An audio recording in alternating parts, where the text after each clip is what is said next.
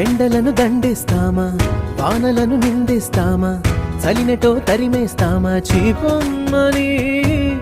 కస్సుమని కలహిస్తామా, ఉస్సురని విలపిస్తామా, రోజులతో రాజీ పడమా, సర్లెమ్మని